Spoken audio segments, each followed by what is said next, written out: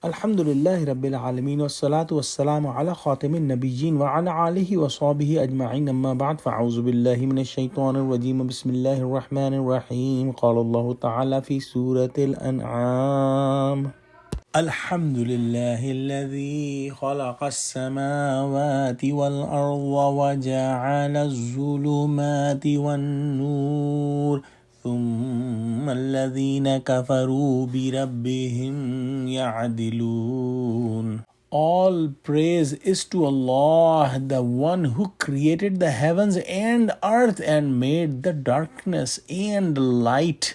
Yet those who disbelieve in it make others equal with their Rabb. Alhamdulillah, we are starting the tafsir of the first ayah of Surah Al-Anaam, and we did the translation yesterday with the introduction of Surah Al-Anaam yesterday.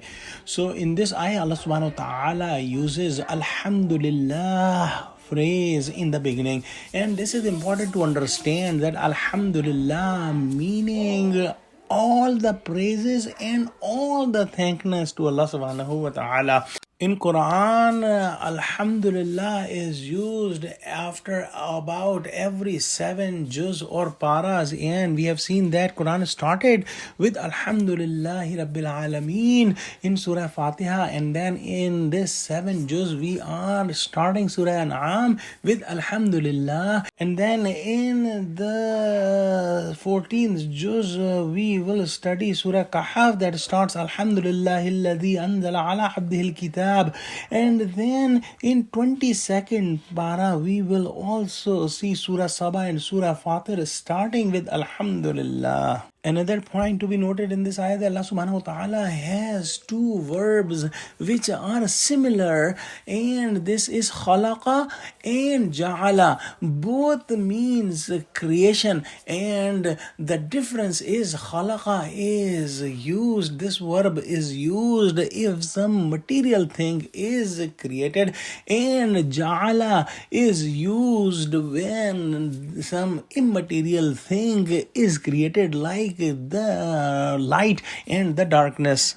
We have seen that in Quran the light is used as singular like nur, and the darkness is used as darknesses, meaning many shades of light. What darkness is actually the absence of light, and the absence of light in itself is nothing, but when there is no light there will be darkness. And Allah subhanahu wa ta'ala created everything that is material and everything that is immaterial. And then Allah subhanahu wa ta'ala mentions about those people who associate different gods with Allah subhanahu wa ta'ala, na'uzu billah. And these people make these false gods and try to make them equal to the Creator, to the one and the only Allah subhanahu wa ta'ala, who deserves to have all the praises and all the thanks. So Allah, who has created every material thing and every immaterial thing, can never ever be equal to any other god that is created by humans. The sin of associating someone with Allah subhanahu wa ta'ala, meaning shirk, is the greatest sin, and we have studied in Surah Nisa twice that Allah subhanahu wa ta'ala will not forgive the sin of shirk or associating someone with Allah subhanahu wa ta'ala, but He may forgive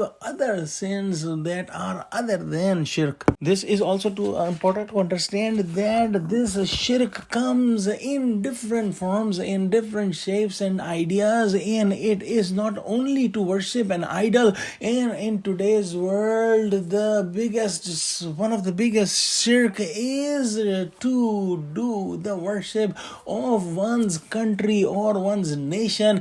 And Allama Iqbal mentioned that in one of his ash'ar, in taza khudaon mein bada sabse watan hai, and this may not be understood unless someone ponders that is he or she making something equal or near to Allah subhanahu wa ta'ala in its authority, in its love, in its possession, or in any one of Allah subhanahu wa ta'ala's attribute, if something is brought close to him, that is shirk. Let's pray Allah subhanahu wa ta'ala give us true understanding of Quran. Ameen wa akhiru dawana alhamdulillahi rabbil alameen. Assalamu alaikum wa rahmatullahi wa barakatuhu.